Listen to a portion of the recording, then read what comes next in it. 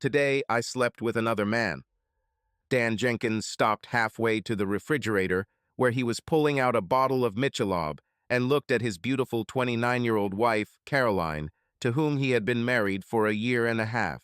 She stood in the doorway between the living room and kitchen. He had just returned from work and allowed himself one beer, which relieved stress after a hard day spent selling insurance. He shook his head and looked at her again, trying to figure out what she actually said. The reservation was understandable given what he had been through over the past 2.5 years, but it bothered him that it was still happening. He should have stopped caring a long time ago. He forced himself to smile at her. She didn't smile back. Like every day, he thanked God for bringing her into his life. She looked like a living porcelain doll. Long blonde hair, rosy cheeks, red lips, and blue eyes. Slim, with just enough curves to make her blouse and pants work outfit look sexy. Not as obvious curves as 34-year-old Holly, but it was good that Caroline was different in every way compared to his cheating wife, whom he still begged every night to die from some terrible disease. God, honey, for a minute I thought you said. Never mind. I didn't listen. What did you say? She looked at him with a sad and cold expression, which made his hand with the Michelob bottle tremble. I said that today I slept with another man. Frank Miller from the office. You know him, he works in information technology. You met him at a party last month. Big, blonde guy. Dan's mouth opened and closed. The ridiculous thought came to mind that he probably looked like a fish with his mouth opening and closing. The words didn't come out. She didn't move. He didn't even see her chest rise, which would have meant she was breathing. She could be a real porcelain doll. In case it didn't come through, Dan, I had sex with him. I went to a motel and spent half the day having sex with him. Wah. He carefully placed the Michelob on the kitchen table. A crazy thought occurred to him that he would have to wipe it carefully if it spilled. What? You how? Finally, he was able to gain control of his mouth. Don't joke like that, Caroline. How the hell could you? It's not funny even if. Her face became even sadder, if that was possible, but her words remained cold. Even if your bitch wife Holly didn't cheat on you with boyfriend and kick you out of your house. Isn't that what you meant, Dan? It hurts, doesn't it? But it happened again. He couldn't breathe. It was impossible. He was sleeping, and soon he would wake up to find Caroline breathing peacefully next to him. He'll reach out and kiss her and thank God that she showed up and saved his life after Holly did everything to ruin him. He blinked furiously, trying to avoid the miserable shame of crying. He had shed enough tears when Holly told him she had fallen in love with another man and was going to marry him. Only later did he find out that she had been cheating on him for years and had fallen in love with her last boyfriend. Why are you doing this, Caroline? I do not trust you. You wouldn't do that. It's not in your nature to be such a bitch.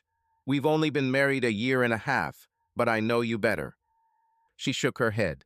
Sorry, Dan. This is true. But you haven't asked me why yet. Why did I go to the motel with Frank? Why did I have sex with him? Frank loved it and wants to do it again.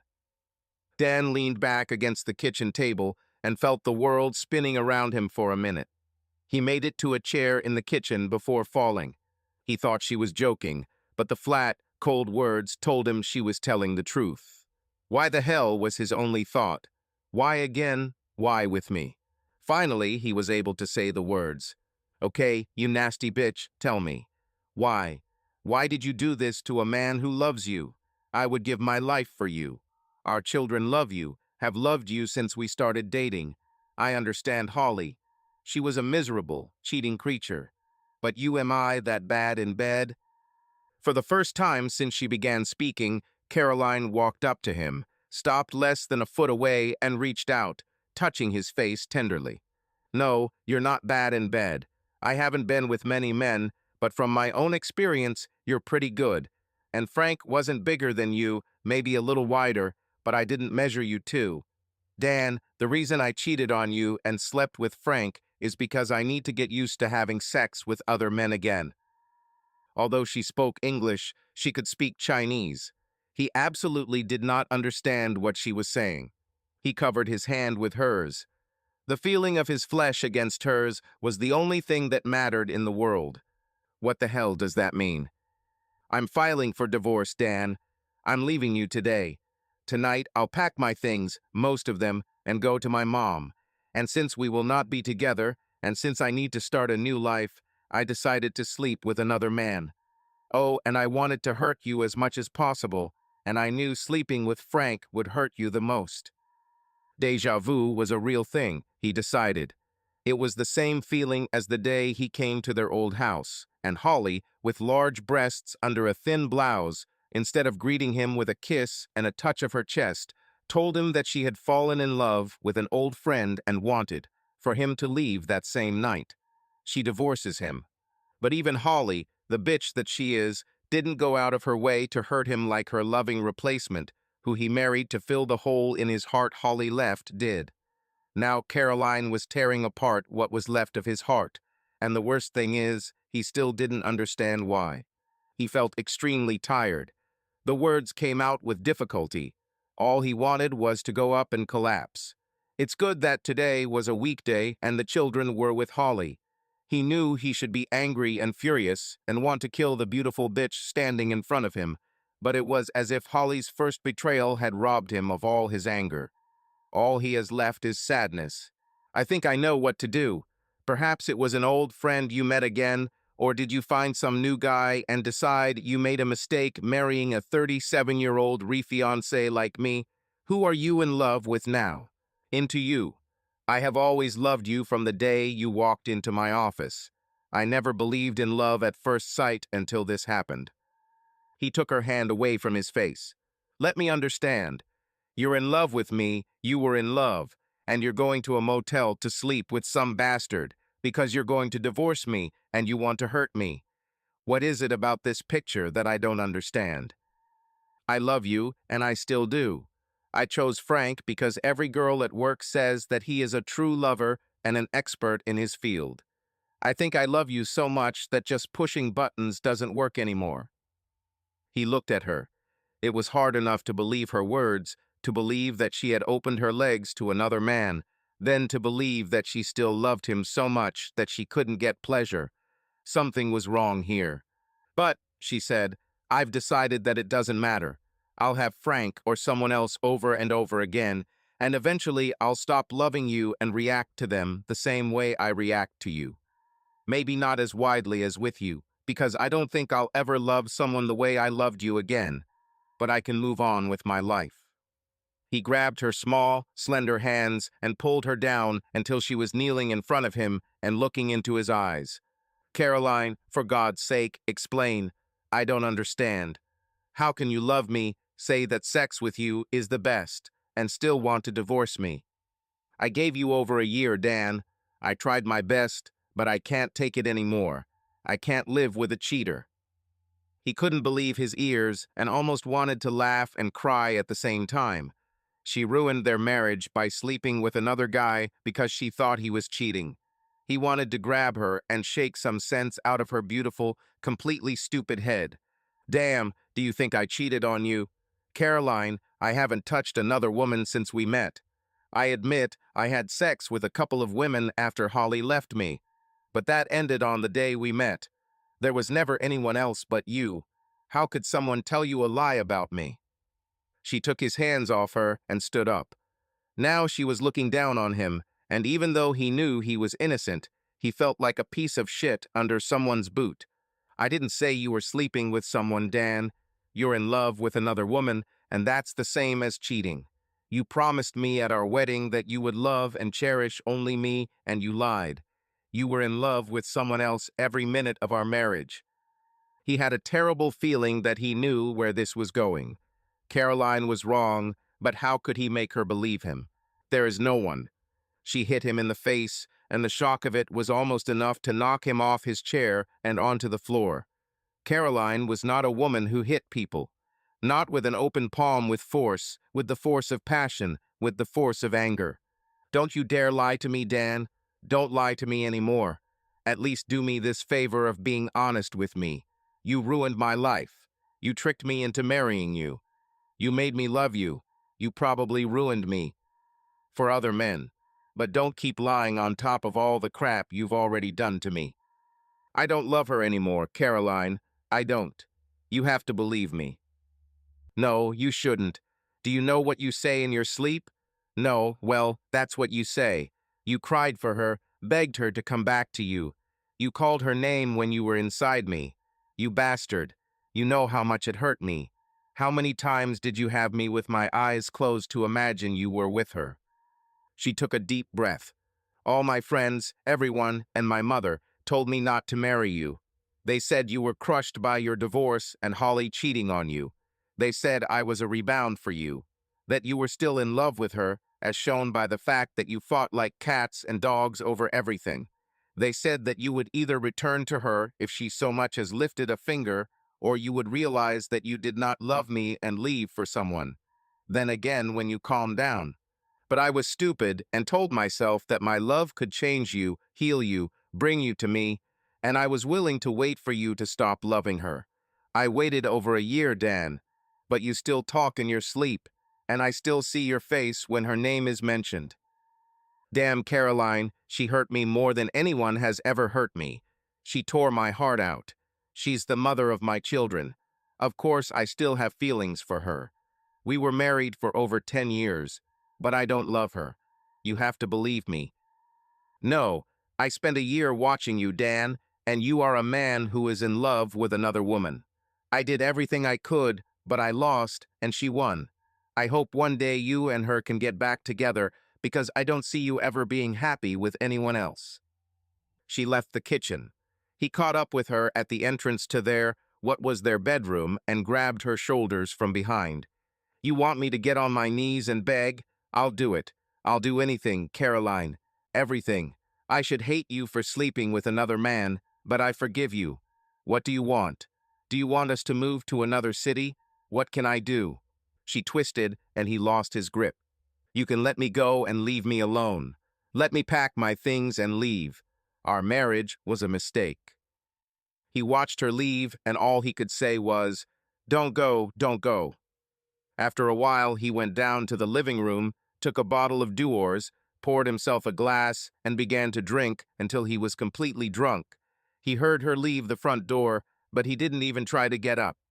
Now that she was gone, he could allow himself to cry, and he sat in front of the dark television, drinking and crying until the night passed. The next day, he woke up after 11 a.m., but since he owned his own insurance agency and had staff, he didn't have to rush to work. After a while, he decided to hell with it and drove to Jacksonville Beach, about 20 miles from his home in Mandarin, Jacksonville, Florida. He walked out to the beach, leaving his shoes and socks in the car, and watched the seagulls fly overhead and a few stubborn northern tourists who got sunburnt in the cold November air of the Florida fall. He could try to think of a way out of this situation, but he didn't think there was a way out. First, his marriage of 10 years collapsed one day when he discovered that he was only the breadwinner for his cheating wife, who was the mother of his two beloved children. He picked himself up from that crash and found another woman to love, and now she's gone and slept with another man and is getting ready to divorce him because he supposedly loves his ex-wife. How to prove that you don't love someone, he wondered. Maybe if he could prove that he prayed every night for her to die a horrible death, that would help. He wasn't a psychiatrist, but he was smart enough to realize that the reason he hated Holly so much was because he still loved her. The pain of her betrayal was not as intense as before, but if he thought about it, he still felt like his heart was breaking. But he loved Caroline. He knew this too. Is it possible to love two women at the same time? He wondered. He called Caroline at her mother's house the next evening, Wednesday, and her mother said she didn't want to talk to him. He called her at work on Thursday, and she hung up. He drove past her office at closing time and saw her coming out with a big blonde guy, probably Frank, and talking to him on the way to his car. But to his relief, they didn't touch or kiss, and as he followed her carefully, she drove straight to her mother's house in a trailer park on the city's west side. He called her on Friday at work, and she told him to stop calling her. "I'm sorry, honey, but I'm going crazy. I don't know what to do." I'm losing the woman I love more than anything in this world, whether you believe it or not. Please tell me there's something I can do. To stop this, I need you. I'm still mad at you, Dan. I should tell you that. But I've come up with something. I won't say I won't file for divorce, but there's something you could do that would make me consider giving us a second chance. Just tell me what it is, I'll do it. I don't know if you'll be so willing to agree when you hear this. I'll come to our home this evening at 7 o'clock. Can we go to dinner and talk about this? No, this is not a date. I want to talk to you, and then I'll go home. And again with Frank, didn't you have enough the first time? He cursed himself as soon as the words left his lips. This was not what he wanted to say, but he was so jealous and angry that he could not help himself. No, I'm going with my mom and two of her friends. They always have dinner together on Friday night. And Dan, I won't go with Frank anymore. I told him it was a one-time event, and he agreed with it. I won't date someone else until our divorce is finalized. I shouldn't have done it. I knew it when I did it. But I was so damn mad at you. I just wanted to hurt you. But it was wrong. There won't be another man until I'm a free woman. And even if we get divorced, I will always regret doing this to you. He dialed a familiar number that he now hated. Holly answered her cell phone with a short, "What do you need?" He forced himself to speak in a controlled tone, talking to the bitch who had ruined his life. "I'm sorry, Holly. I know I have to pick up the kids at 6 p.m. tonight for the weekend, but something came up. It's important, otherwise I wouldn't be asking.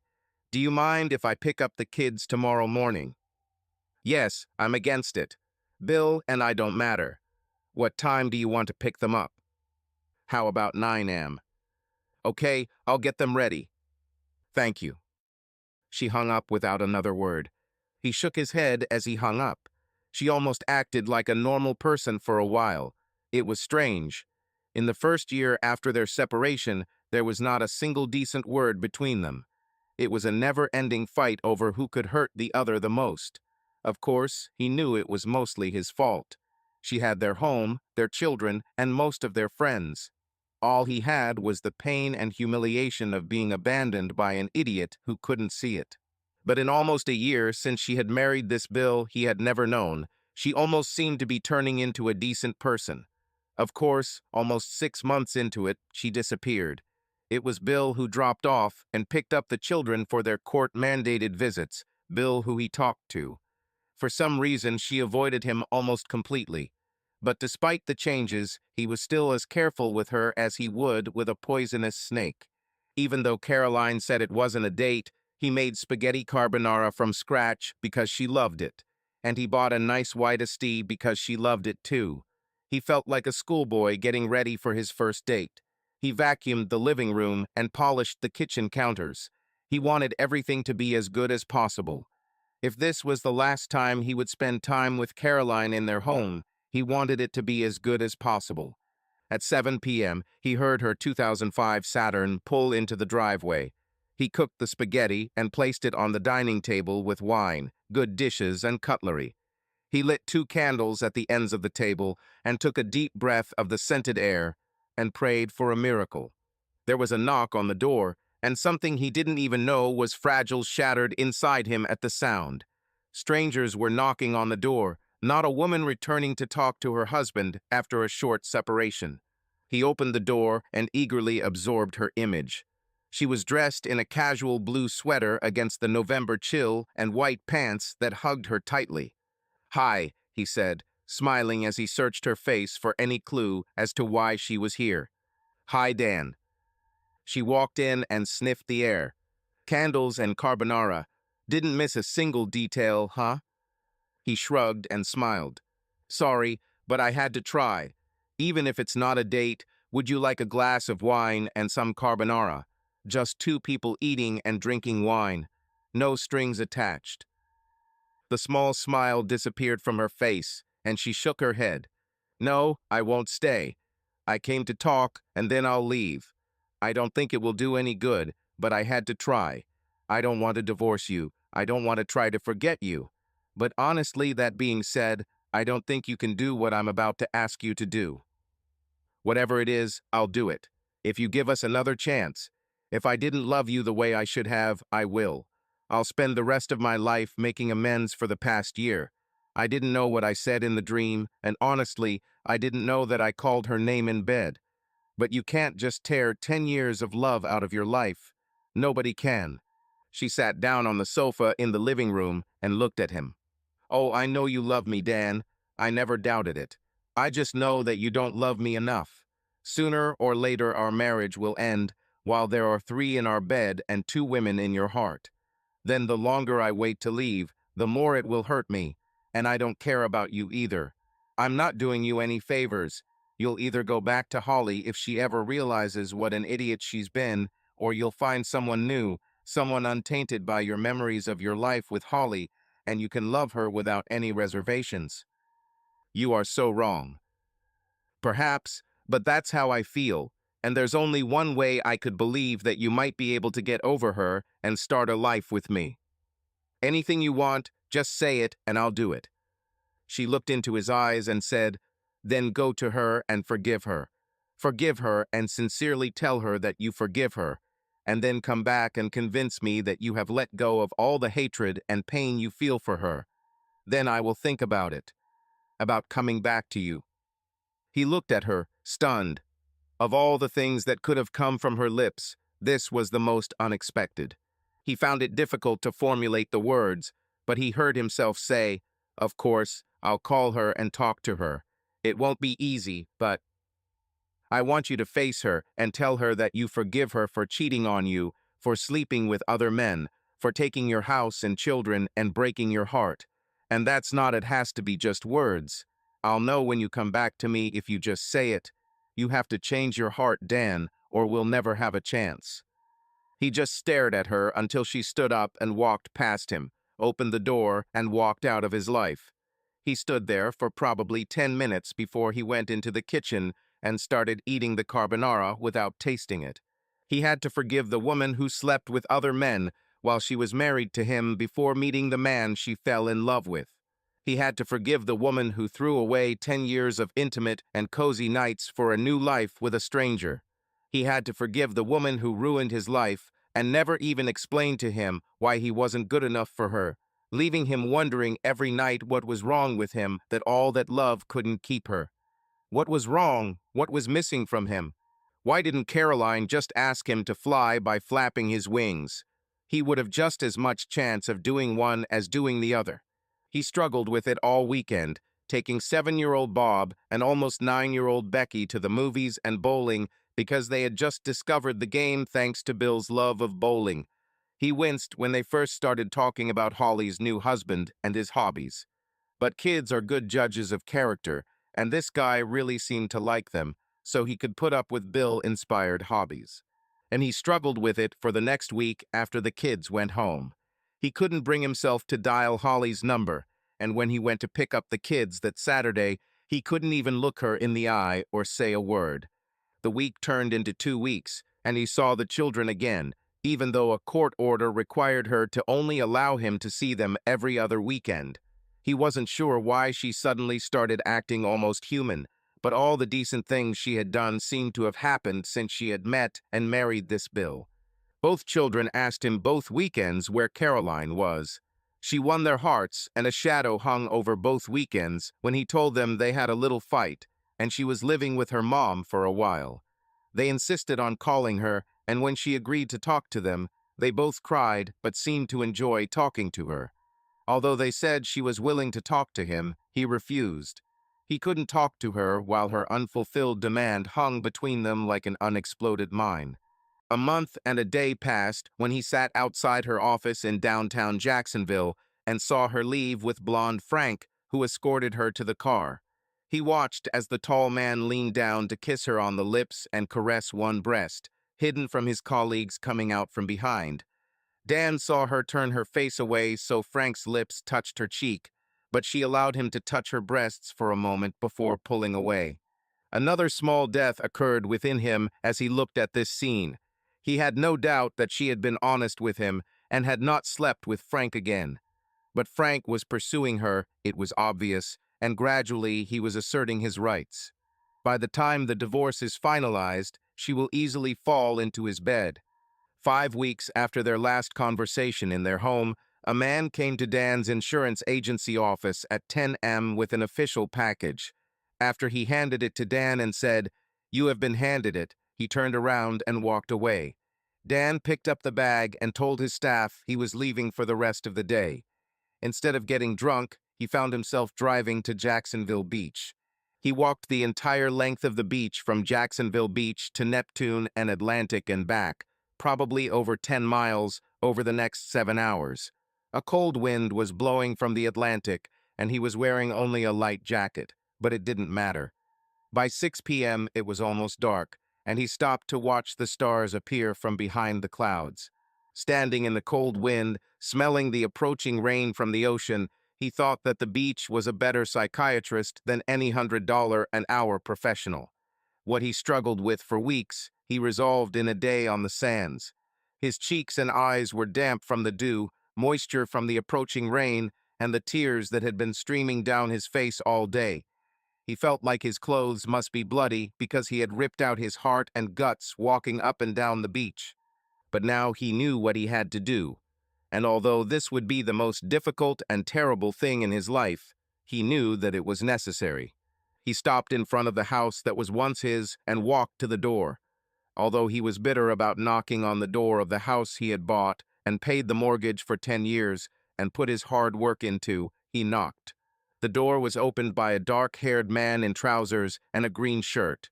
He looked into Dan's eyes at the same level, which meant he must have been 6 feet or 6 foot 1 inch tall. His hair was closer to black than Dan's dark brown, and he wore glasses on his large aquiline nose, but other than that, he looked so much like Dan that he could have been Dan's brother. "Dan," he said evenly, "I need to talk to Holly." A moment later, Holly stood slightly behind and to the side of her new husband. Dan noticed that she automatically took Bill's hand. He didn't want to, but the sight of her still hit him in the gut as hard as ever. She was 5'4", blonde, with luscious curves and prominent breasts that she had always thought were too big, but which were perfect. "What do you want, Dan?" "I need to talk to you, Holly. If it's something about child support or seeing the kids, we need to work it out through lawyers or talk on the phone. We don't. This isn't about the kids. I need to talk to you face to face. Now." There was something in his tone that made Bill step between them and Holly take a step back. Bill raised his hand, palm facing out, as if to stop Dan from moving towards his wife. "This isn't the place for that, kid. This is our home. If you're annoyed about anything, let the lawyers sort it out." Dan just stood there and looked at the man who looked so much like him until the man lowered his hand and looked at him as if trying to read his thoughts. Holly looked at him with an expression that Dan couldn't understand. He hoped it was a shadow of guilt and shame. "Don't tense up. I didn't come to cause trouble. I just want to talk to my ex-wife for a few minutes." "About what?" Holly asked, rolling from foot to foot as if she was nervous, which she probably was. It was the longest thing they had said to each other without yelling in 2 years. "Not here, Holly. I want to talk to you alone, somewhere else." Holly and her husband exchanged glances. Dan didn't need to be a telepath to know what they were thinking. "No offense, Bill, but this is personal, between me and the woman who was my wife. It's none of your business, and I want to do it somewhere else. This place is too full of memories for me. Divorced again. Almost 2 years. If I wanted to hurt her, I would have done it when I still hated her so much, or at least when I hated her much more." The pair exchanged glances again, and Dan saw Holly begin to shake her head. "Holly, you know I won't hurt you. I was married to you for 10 years. I'm the father of your children. I loved you so much that it almost destroyed me when I lost you. Don't 10 years give me the right 30 minutes of your time." She looked at her husband, and Bill just looked at the floor. It was obvious that he was passing this decision on to her. She clasped her hands and didn't look him straight in the eyes as she said, "This isn't a good idea, Dan. We think things have finally settled down. The kids have adjusted to their new lives with 2 new families. You seem happy with Caroline. Why raise? Dan crossed the threshold of a house that would never be his again. This time she didn't back down, but Bill seemed to stand aside so that there was nothing more between them. She finally looked into his eyes, and he thought it was the first time in 2 years that they had actually looked into each other's eyes. I'm not going to bring anything up, Holly. I'm not going to beg you to come back or insult you. The point is, I need to talk to you. Tonight, it can't wait. I'll explain, but I want to do it when we're together. For God's sake, how could you do what you did to me, take my children, destroy me, and not give me a few minutes? Then he turned to Bill. Holly knows me. She knows I won't hurt her. She's the mother of my children. I just want to talk to her. At Shawnee's a few blocks from here. We'll have privacy, but there will be people there if you're worried. The couple walked a few feet away and spoke quietly. Finally, she came back to stand in front of him, still so damn beautiful that it hurt him to look at her. Okay, Dan, you go there. I'll be there in a few minutes. I promise. For a moment, he wanted to laugh and ask if this promise meant as much to her as the promises she had made 10 years ago, promising to love and cherish him. But he stopped. It wouldn't help, and if he insulted her, it might end his last chance to win Caroline back. He left without saying another word. He was waiting in a booth at the back of the restaurant when she walked in 30 minutes later. She seemed to slow down as she approached him, and he could tell she didn't want to be there or anywhere near him. Well, to hell with it, he thought. He would be so damn uncomfortable. Why shouldn't she be? She hesitated for a moment, then sat down opposite him.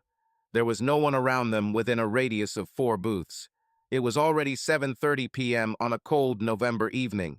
They probably won't have many customers at this time of the evening. The waitress, plump, with a wrinkled face and apparently in pain with every step, approached their booth. It's not a pleasant evening to be out, she said. What should I bring you? Coffee for me. What about you? Bring her coffee with extra cream and sugar. It's still the way you like it, isn't it, darling? He couldn't resist the last word, remembering all the nights they'd gone to places like this, knowing he'd be inside her for the rest of the night. And it hit him hard again. Why the hell did she leave him?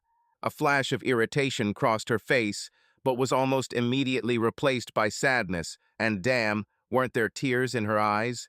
But she blinked away the moisture and said, Do you still remember that? I remember a lot of things, Holly. A lot of things I wish I could forget, but I can't. She looked at the waitress and said, What he said, and a piece of cherry pie. He wanted to smile at that, but the memory hit him in the stomach again. She loved the cherry pie at Shawnee's, and he never minded because, as she said, every bite seemed to go straight into my chest. When the waitress left, she looked down at the table for a minute, then looked up at him and said, Okay, Dan, what was so important that we had to meet like this? Speak up. I can't be gone more than 30 minutes or Bill will come looking for me. Does this have anything to do with Caroline? The children told me that you are living separately.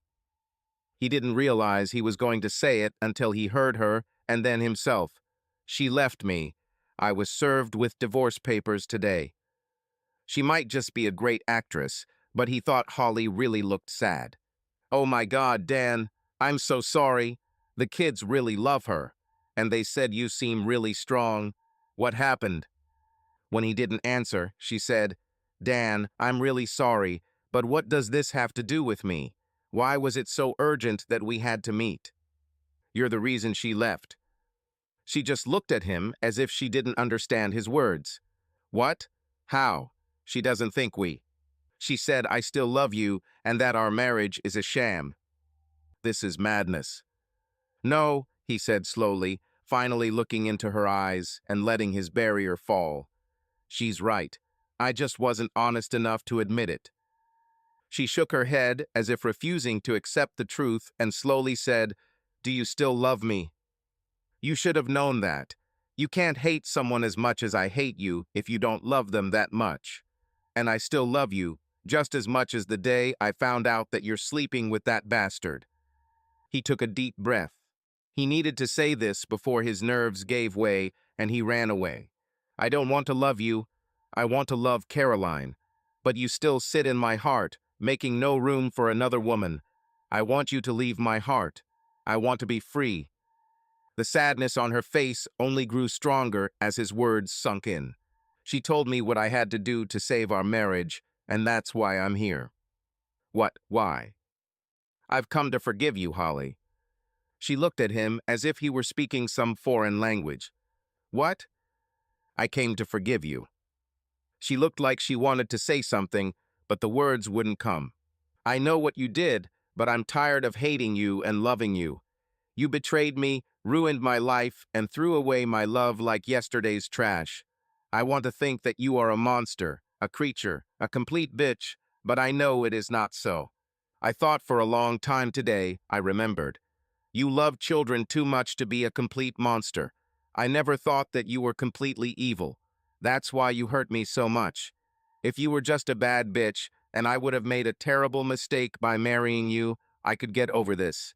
But you're a good person, except where I'm concerned. You're a good daughter, a good mother, a good friend. The people in your real estate office love you. I'm the only person you've ever treated so badly. I could never understand. I still can't do this. But you probably had some reason in your mind for what you did. Maybe I was never good enough in bed to keep you at home. I didn't think so, but who knows? Damn it. It's not so unusual. If you weren't mine, if I didn't love you so much, I could accept the fact that people fall out of love. It's just different when it happens to you. The waitress then came over at the end of his words and seemed embarrassed to hear them. She left 2 coffees and a pie and hurried away. He took a sip of coffee. It was scalding hot, and he welcomed the pain in his mouth. He concentrated on this for a few more seconds, then looked at her. She had tears in her eyes, but she didn't say a word. Anyway, I've decided that I'll let go of the hatred, Holly. We'll never be friends, but I'll try to move on and forget you. I'll always be there for you when it comes to the kids. And God, it's so hard. I hope this guy, your new husband Bill, I hope he can give you what I couldn't. It was almost over, and he was still alive. He wasn't sure his heart wouldn't stop at some point, but he survived. He took a deep breath, stood up, and left the booth. That's all, Holly. I just wanted to tell you this. Good luck.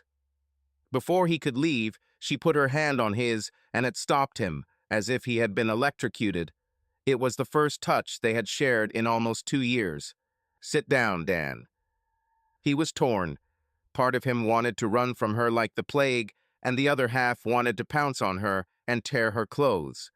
The tears on her face had stopped, but she looked as if she had returned from the funeral of a close friend. I've listened to you. Now you listen to me. I have something to tell you, and it's going to hurt you even more than you've already experienced. But you deserve the truth, and I hope it helps you move on. He couldn't stop thinking, oh my God, are you going to hurt me more than you already have? Is that even possible? But he sat back in the booth. He saw something on her face that he had never seen on the day she told him she was leaving him, or any days since. He couldn't figure out what it was, but something was moving underneath that strong, calm facade. We never talked about it, but we should have. It wasn't right to leave it the way it was, but that was part of our whole problem. He didn't know what she was talking about or what would happen next, but he knew it wouldn't be good. She looked like she was about to take a deep breath to muster the strength to say something terrible to him. Finally, she said it. You say you loved me, and you still do. The thing is, I never loved you, not like that. Somehow, she managed to continue looking into his eyes. Never. He couldn't believe what he was hearing. Even knowing that he now knew, he couldn't bring himself to believe it. Even at the beginning. Now she finally looked away and stared at the table for a minute, but eventually looked up at him. You liked me. I really liked you. You remember I was dating Dave and Bob when you came on the scene when we met at that Chamber of Commerce meeting that Saturday night. He remembered. He was 26 and working for another insurance agency, gaining experience to start his own. He came close to marriage twice, but it didn't work out, and they broke up before things got too serious. He was 26 and horny and just wanted to see if he could find someone when he agreed to go to a Chamber of Commerce meeting at the Big Bell South building in downtown Jacksonville that Saturday night. He looked good and had some pretty good success in the nightclubs, so he was hoping for some luck that night. But he never expected to see the vision that met his eyes as he stood with a group of other women outside the bar. She was wearing something sheer and blue, and even through the fabric he could see that she had incredible breasts. It didn't hurt that he'd always had a thing for big breasts, and she had them. She wasn't too tall or short, just perfect. Blonde with Californian surfer looks and that fantastic figure. He moved in her direction, wondering what line to use for the first time. He had always been good at making contact in business situations and quite good socially, but he wanted to make sure he made a good first impression. Regardless of whether he went home with her that night, he decided that he would see her again. The only problem he had was hiding the growing excitement that stubbornly continued to rise despite his efforts to calm down. He walked past her to the bar, standing only a few feet away, and pretended to wait for the bartender to be free, but listened as quietly as he could to their conversation. That son of a bitch told me he was moving in with her this weekend, after we'd been dating for 2 years and were just weeks away from announcing our engagement. Her words were full of anger and bitterness. I didn't even know he was dating someone. I thought you decided to date other people.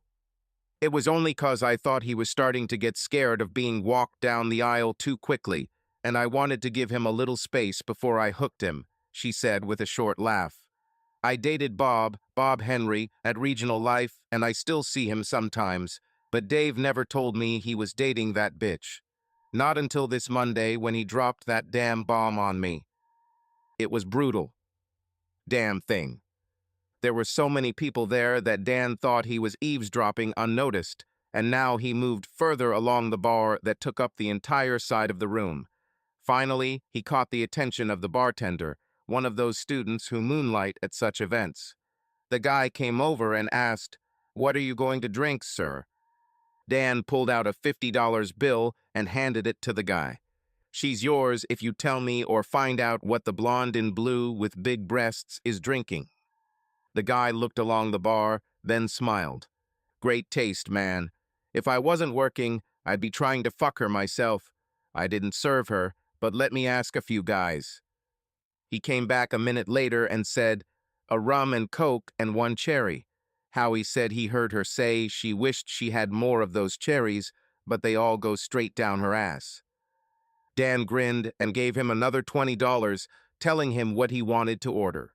"I notice your drink is dying," he said, standing in front of the blonde and between her and her two friends, who had stopped talking for a moment and were scanning the crowd for any approaching men.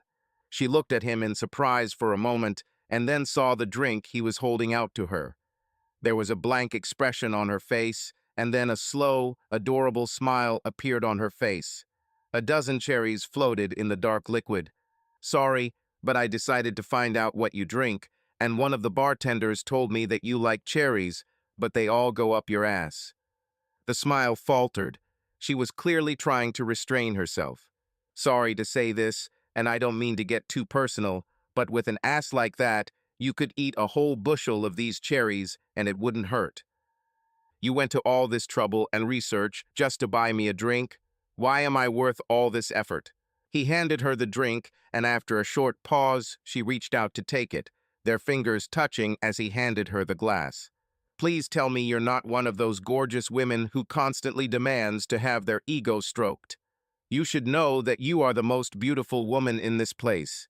I couldn't take my eyes off you from the moment I first saw you. Is this a pet snake that you brought here, or are you just happy to see me?" she giggled. "I hope someday I can show you how glad I am to see you," Dan said, seeing something in her eyes that told him he was going to get very lucky and very soon. He returned from the past with an unpleasant feeling in his stomach. How could something so good become so bad? I liked Bob, the insurance agent I was dating, but I really loved Dave. You remember I told you how close we were to getting married and that I really loved him. But when he moved to another woman, I was jealous. When I met you at that party, I really liked you. You were hot, and I loved the sex we had that first night after the party. But I started dating you intensely to make Dave jealous. He became more and more interested in the girl he was living with, and so we dated more, and the more we dated, the more I liked you. You were kind and gentle, and the sex was amazing. But then again, I've always loved sex. I was a hot bitch, and you always loved that about me. She lowered her eyes again and said without looking at him, then one day he called me and said that he fell in love with her and was going to marry her. So I was completely focused on us. It was fun. You treated me like a princess. No one has ever treated me like this before. A few months later, he married her. And then you remember those 2 weeks when you had to go to New York for a training session as you prepared to open your agency. Well, Dave called me one day, unannounced, and said he had a fight with Mary, the girl he married. It was an argument about me, actually, and he came to my house. We ended up in bed. There are no excuses. You and I weren't married yet, but by then we were an exclusive couple. At least that's what you thought, but honestly, to me, you were just a guy I dated because I was heartbroken. Long story short, I slept with Dave the entire 2 weeks you were gone. She met his eyes again. Then you came back and Dave made peace with Mary. I had no reason to tell you what happened because I didn't think I did anything wrong. And then, a month later, I found out I was pregnant with Becky. When you found out, you said we needed to get married and didn't take no for an answer, even though I tried to talk you out of it. You remember I tried to tell you that we don't need to get married. Having a child out of wedlock was no longer such a terrible thing. But you were so excited and so happy.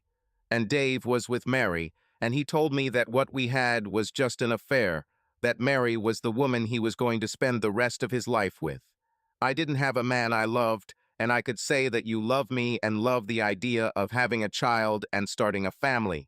So I told myself that we can have a good life together, even if I don't love you. Dan remembered those days and how happy he was to know that this gorgeous woman who lit up his bed every night was going to give birth to his child. Understanding exploded in his mind like a nuclear bomb. He understood why she couldn't look him in the eye.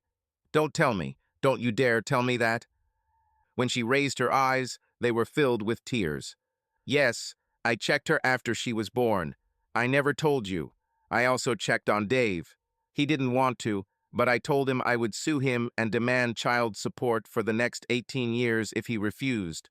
But if he let me check on him, I would never tell you, and you would think you were the father. And Dave was her biological father. Dan jumped to his feet, slid out of the booth, and tried to stop himself from hitting her. You're a bitch. You pathetic bitch. I really thought I could forgive you after everything you've done. I told myself that you can't hurt me anymore. But I was wrong. You took my daughter away from me, you fucking bitch. And I'm sure Bob isn't mine either. I will curse you to hell. He walked past her, pushing her hands away when she tried to grab him and ignoring her pleas to stop and listen. The cold night air was bracing as he stepped outside. It was nice to feel the cold. He had lost his wife and his children, and he was going to lose his new wife, and at almost 40 years old, he would find himself more alone than he had ever been in his life. He got into his restored Mustang and turned the key in the ignition, preparing to take off from the parking lot. Only a glance in the rearview mirror stopped him from running over his ex-wife. She stood behind the car with her arms crossed over her chest, as if daring him to drive over her. He rolled down the driver's side window. Get away from my car, Holly. I swear to God I'll kill you. I'll drive right over you if you don't get your ass out of the way. I won't move. If you kill me, how will you be able to look Bob and Becky in the eyes? He got out of the car and walked towards her before he realized what he was doing, leaving the car in neutral. If I have to, I'll knock you out and just dump your unconscious body somewhere far away. She flinched, but did not retreat. I know I hurt you, Dan, but I said it would hurt. But trust me, come back with me and let me finish. I think you'll be glad you did. At least I hope so. Anyway, you should let me finish. If you want to save your marriage to Caroline, you need to hear this. How the hell can what I tell you help save my marriage? He stopped in front of her, and she grabbed his hand with both of hers. Please. He followed her back to Shoney's, aware of the nervous looks they were getting from the waitresses and manager. He wondered if they called the police. It's okay, we just had a little argument. It's all over now. When they returned to the booth, he said so quietly that no one else could hear, "What else can you say to hurt me more?" She ignored him, saying, "I said Dave was Becky's biological father. You are her father. She doesn't know and Dave doesn't know. Nobody knows but you and me and Bill. No one else will ever know. And when you stop feeling pain, you will realize that it doesn't matter. Do you love her less knowing this?" He blinked and automatically replied, "No, of course not. But my Bob, yes, after we got married, I didn't sleep with anyone else for years. At least that. Don't be a smartass. I really tried to get our life together. You were a great husband. But what? What did I do wrong, Holly? I thought our sex life was fantastic. It seemed like you were trying to pick my brains out every time we got into bed. Why did you need to look for something on the side?" She shook her head, then reached out to touch him again. He wanted to push her away, but this question had been tormenting his soul for 2 years, and he was ready to endure her touch if she would just tell him the truth once. "I worked in real estate. I saw strange men every day. This meant that everyday men tried to hit on me. You know that I have always attracted men. I think it's because of the breasts and buttocks. But some of these men, I liked them. I really liked them. They reminded me of you and didn't tell me that if I had been married at that party, you wouldn't have tried to flirt with me and try to get me into bed for the rest of the evening. I know you too well. Okay, maybe I will do that. I was no saint. But why did you start?" She took a deep breath and then let it out. "Right? Please. Because I didn't love you. Never loved. We had a marriage, but it was a marriage of convenience. You got hot sex and 2 kids to love, and I got the same. I always thought you probably had someone else when you said you were at work. I knew you loved children, but I told myself that you treat me the same way I treat you. You were in love with my breasts and buttocks. And why did that justify? I guess you weren't listening. I didn't love you. Sex with someone else's man wouldn't be betrayal or cheating, because it would just be good fun. It wouldn't hurt me, and I was sure it wouldn't hurt you in the long run. But I still haven't done anything. After some time, I realized that I would never know what it was like to love a man again, or at least I didn't after Dave. I really didn't think you loved me like that. And I started to feel ... deprived, I guess. I knew that other wives, even our friends, loved their husbands. They joked about them, sometimes cheated on them, but they loved them. But I didn't have this. Then one day, a guy I knew in college walked into a real estate office. He was great. I always wanted him in college, but it never worked out because he was always into someone when I was single, or vice versa. He started flirting with me, invited me to lunch, and I said yes. And after a few lunches, he came into the office and said he wanted me to go to the motel with him that day. Just a few hours to satisfy a desire we both had for years. I remember looking at him and being so excited I could scream. And then I looked at my desk, and there was a picture of you with Becky and little Bob. And then I realized that it was like looking at a photo of the roommate I lived with, the hot and sexy roommate, but just the guy I lived with. And for a moment I hated you. I wasn't the one who wanted to get married. You practically made me do it. And now I was stuck with a guy I didn't love, and to make things worse, I couldn't have sex with this dreamy guy I'd wanted for years. It was your damn fault. I decided that day that if I couldn't have the man I loved, I could damn well have as much sex as I wanted, and so I went to a motel with him, and we had sex until we passed out, and that was it. As good as I thought it would be, and when I returned home, I thought I would feel guilty, but I didn't. We had sex that night. That was great too. So I thought I could really have my cake and eat it too. Life was good. She looked at Dan and said, "That's how it all started."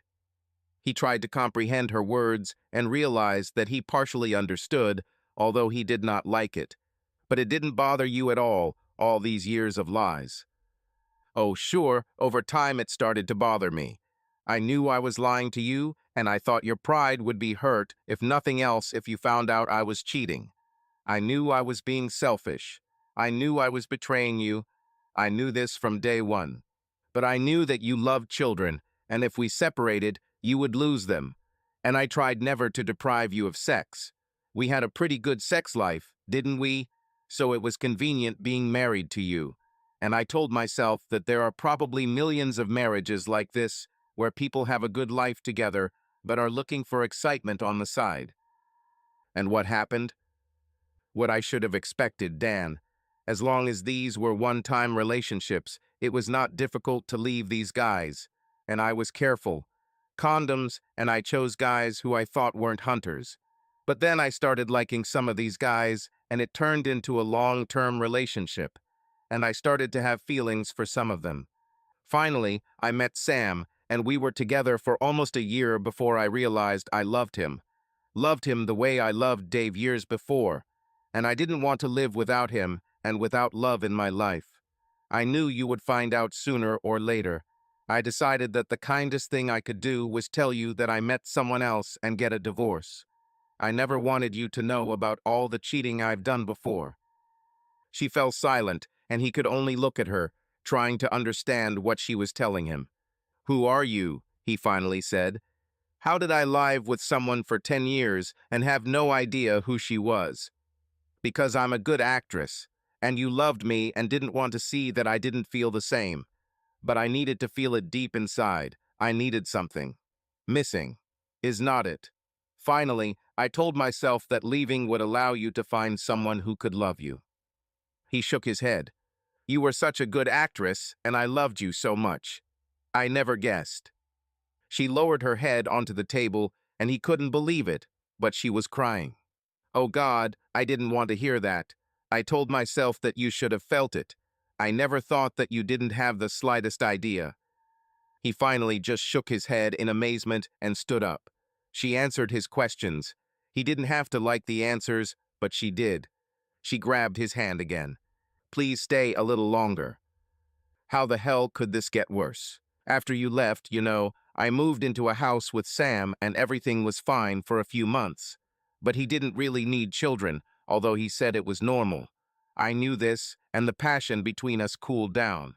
After 6 months, we broke up, and I dated others until I met Bill. It was like Dave. The second night after we started dating, I knew he was different, and after a week of having sex, I knew I loved him. She studied his face and then said, "The funny thing is, Dan, and I know you won't see the humor in this, but everyone told me, and I understand it now, that he could be your brother. He looks like you, about the same tall, slightly darker hair. He is serious, kind, and calm, and he loves me more than I deserve. When he first saw your photo, he later told me that he thought I was trying to replace you with a clone." Dan started to get up again, but she held his hand. "A little bit more." He sat down again. "Okay, you love your new husband. I'm glad for you that this has to do with me with us."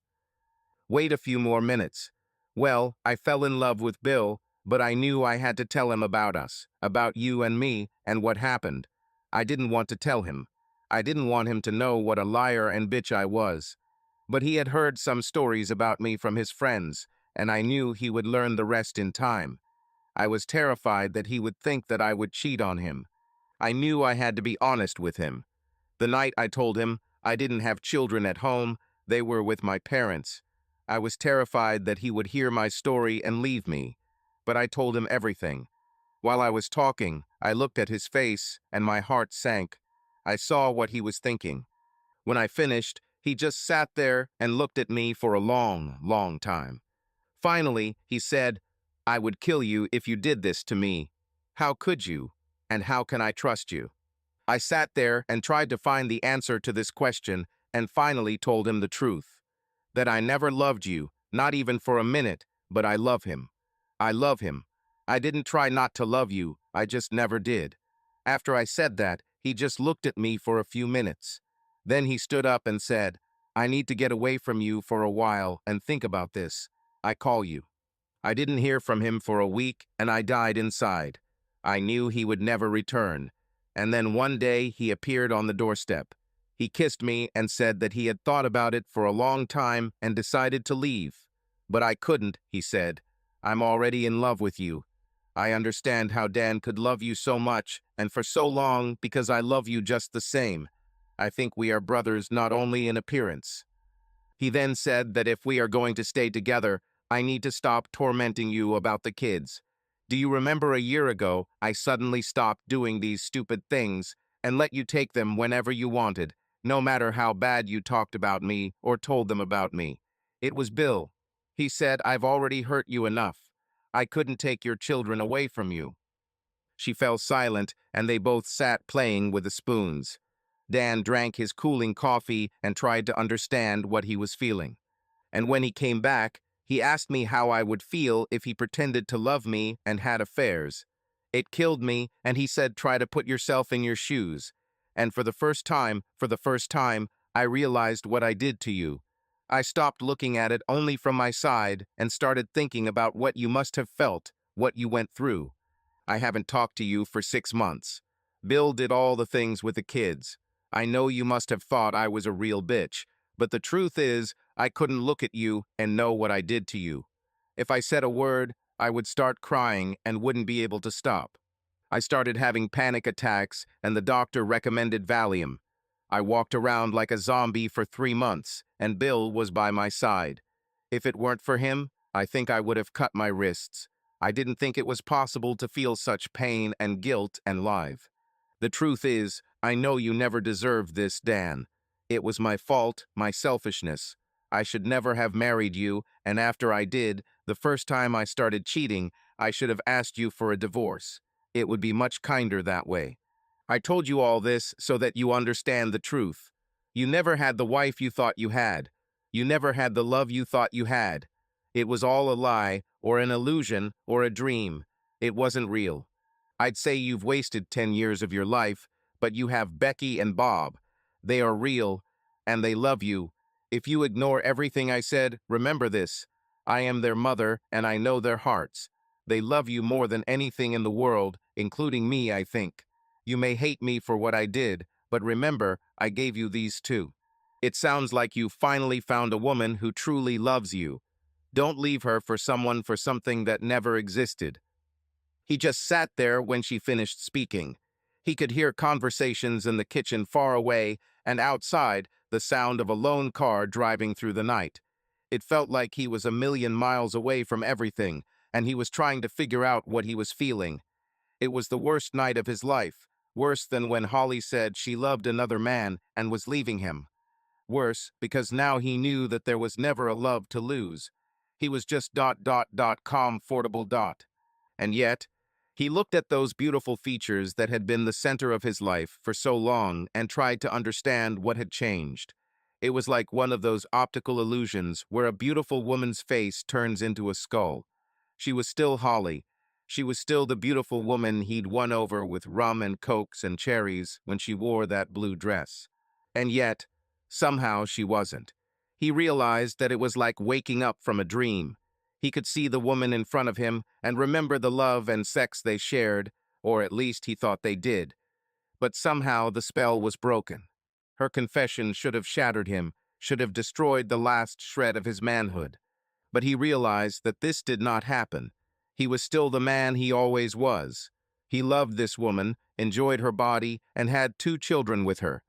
But somehow, the pain was no longer there. And then, like the sun rising before his eyes, he realized the truth. It wasn't something what he did or didn't do. It was like the old song, you can't make someone love you if they don't want to. She never loved him. They were just 2 people living in the same house, making 2 kids, having great sex, but she was right. They were roommates with benefits. He took a deep breath, and it was like breathing without the pain of a broken rib clawing at his heart for the first time in 2 years. He stood up, grabbed her hands, and pulled her out of the booth to look her in the face. He looked down at her red lips and leaned down to kiss her. For a few seconds, he allowed himself to savor her taste one last time. "Thank you, Holly," he said, and every word was sincere. He walked out of the restaurant without looking back, and it wasn't until he turned to leave the parking lot that he saw her through the window, bent over the table. Her body was trembling, and just for a moment he wanted to stop and go back inside to comfort her. But he realized that Bill would be there in a few minutes, and Bill was the one she needed right now. He woke up the next morning after the best night's sleep he'd had in 2 years. He entered the building where Caroline worked around noon, almost the time she was supposed to go to lunch. He took the elevator to the 11th floor, where her office was the last time he was in the building. Her office hasn't moved. He received several curious glances as he walked past the receptionist and co-workers until he reached a door with matte gold letters that read Carolina Jenkins. He entered without knocking and was not surprised to see that Frank was there. She was sitting at the table and he leaned over her. Their faces were close to each other, looking at some documents. They both looked at the same time. Caroline turned pale even though they weren't doing anything obviously wrong. Frank stood up to his full height, about 4 inches taller than Dan. He shifted nervously, as if he didn't know what to do with his big fists. "Dan, what are you?" Caroline began. "I'd like to talk to my wife for a minute." Frank glanced at Caroline, and when she nodded her head slightly, he walked past Dan and out the door without a word. "I haven't heard from you in 5 weeks, and you show up unannounced in my office. I received divorce papers yesterday. I told you what I was going to do. They shouldn't have been a surprise. I just never believed that you would actually do it, just like I never believed that you would sleep with another man just to hurt me." She tried to glare at him, but ended up just staring at the papers on her desk. "I gave you a choice," she said stubbornly, "after you slept with him. You didn't give me any choice in this, just like you never told me that I talk in my sleep, just like you never told me that I screamed her name when I was inside you. I would have done anything to keep you, but you never gave me a chance." She lifted her chin and looked at him stubbornly. "You were the one who ruined our marriage, not me. Don't try to blame me for this. And you nailed the nails into the coffin. But that doesn't matter anymore, Caroline. I understand that if the situation had been reversed, I would never have done to you what you did to me. I would leave, but I wouldn't deliberately try to hurt you. The funny thing is, in the last 24 hours, I've realized that Holly, that selfish bitch, was never intentionally trying to hurt me. She did what she did for her own reasons, but not to hurt me. And you, my loving wife, tried to destroy me. So who's the bitch?" She smiled bitterly. "I should have known. You just couldn't do it. You're still in love with her." Dan walked past her to look out the corner office window. She had an excellent view of the St.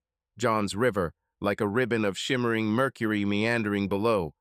With his back to her, he said, "No, I did what you asked me to do, Caroline. I met her and we talked last night and I forgave her. More importantly, I stopped loving her. I'm free now." He looked at her, looking at him in disbelief. He realized that she never thought he could do this. She gave him an impossible goal, and realizing this, he realized even more that his decision was correct. "Just like I stopped loving you. It's amazing how easy it is to do once you learn how. Like I said, I realized that I would never do to you what you did to me. And knowing this, I wondered why I tried so hard to keep a woman who could do this." He walked up to her office door and paused for a second. "I'll sign the papers today and let things take their course. We haven't been married long enough to divide property, and we shouldn't have alimony anyway. I'll even talk to Holly about letting you see the kids. They fell in love with you, and if they want to see you, that's fine with me. As for you and me, I think you have it all. If you need anything else, come and use your key while I'm gone. I don't want to see or talk to you anymore. Now you can start having sex with Frank. You have my blessing. As for me, I'll start looking. I fell in love twice. I think I have the strength to do it again." As he rode the elevator down after the end of his second great love, he thought he expected it to hurt more. But, he said, overcoming his love for Holly taught him a great lesson. You can't torture yourself forever over the crap other people have done to you. It is enough to punish yourself for your own sins. The knocking on the door started at 7 p.m. It was already dark. and he didn't expect anyone else.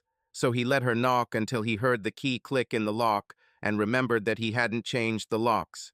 He was in the kitchen, heating up canned soup to eat with crackers. Typical gourmet food that he expected to see on the menu anytime soon. He remained busy with a pot of soup on the stove until he heard footsteps approaching him. I called her, and she told me what happened last night. You don't trust me, do you? She came up behind him and put her hands on his shoulders. I didn't say you could touch me. But you didn't say I couldn't. Why are you here, Caroline? You didn't want me to stop loving Holly. You were just looking for an excuse to divorce me and try guys like Frank. Why not be honest? We don't have to lie to each other anymore. We're done. She lowered her arms, hugged him, and in one deft movement, unbuckled his belt and pulled his pants down to his ankles. I didn't say you could do this. You didn't say I couldn't, and you seem to like it. Why are you here, Caroline? You didn't want me to stop loving Holly. You were just looking for an excuse to divorce me and try guys like Frank. Why not be honest? We don't have to lie to each other anymore. We're done. You know I want you, you little bitch, but that doesn't mean I can ever forgive you or take you back. If you want to come over for some relief sex, we can arrange something. If that's all I can get, I'll take it. But you know that I want more. I want you back. I spoke to Holly today. We talked for a long time, and now I understand a lot better. She told me she saw you change before her eyes last night. I saw it in your eyes when you said you stopped loving her, and I saw that you were lying when you said that you stopped loving me. He picked her up and carried her back to the bedroom, throwing her on the bed, and they had sex. You think this pathetic performance will allow you to get back into my bed, my marriage, and my life? One sex? Oh no, I know that's not true. I will have to have you morning, noon, and night. On weekends, when the kids are away, I won't wear any clothes. We will order food or cook. Do you think you can have me until the end? She smiled an innocent smile.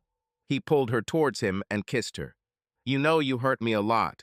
I didn't think anyone could hurt me like that again after Holly, but you did. I know that, Dan. I have no excuse other than I was so hurt I couldn't think straight. But I will do everything to make up for it. I'll be a better wife and better in bed than you ever had, better than Holly was. He chuckled. You know you have some tough competition. She hit him in the ribs. Bastard. I don't want to say it, Dan, but I think I'll have to if we're going to continue as we should for the rest of our lives. What? You haven't met Frank again, have you? No, but it concerns Frank. He felt himself tense and pressed himself closer to her. He's really damn handsome, and the other girls in the office were talking about how good he is, and I thought about him sometimes. I was just wondering, how it would be. I would never do this, I promise you, but women have fantasies too. And when I decided to leave you and decided that I was going to fuck someone just to mess with your head, he was the first and only person I thought of. And when he had me, I liked it, Dan. He didn't just carry out his duties. He told me that he had been thinking about me for a long time, too. You have to understand, I slept next to a man who talked about another woman, had sex with a man who screamed another woman's name, and she had those huge breasts, and I could see the effect it had on guys. I have to admit, I started to feel like a little girl around her. Frank was like Viagra for my ego. She turned over to face him, and he saw tears in her eyes. I feel like such a bitch, but I think I was in that motel room with him. The only thing I can tell you is that it will never happen again. As long as I have you, I don't need him or any other man. Do you believe me? Can you forgive me for wanting him so much? Crap. In some ways, I wish I hadn't heard it. This really makes everything worse. But since we're coming clean, I have to tell you that while I was dating Holly, it was damn hard for me not to throw her on the booth table, pull her panties down, and take her. I'm not in love with her anymore, but she had fantastic sex. If she came in crying and said she was breaking up with Bill and asked me to take her somewhere, honestly, I don't know what I would do. You know I love you, but I'm only human. And you too. He kissed her again. He would never tell her, but when he did, he compared her kiss and lips to Holly's kiss and lips. No one would ever be on Holly's level, but Caroline was the woman he loved. It was one of those little secrets that a married man would take to his grave. She snuggled up to him and said, "I really never thought this would happen. I thought you were so in love with her that we could never get back together. I can never thank you enough for coming back to me. The only thing I can do is love you forever. And I will keep you to your word." Subscribe to our channel so that your love doesn't cheat on you, and go ahead and listen to the next story, because this story is nothing compared to the next one. If you're under 18, don't even think, click to the next one.